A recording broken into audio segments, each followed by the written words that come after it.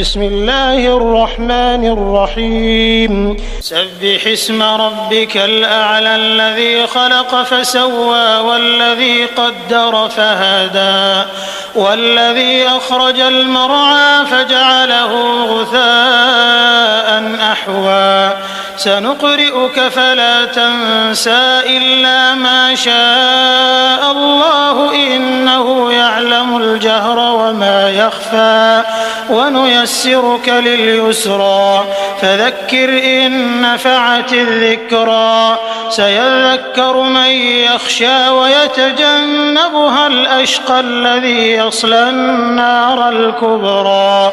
ثم لا يموت فيها ولا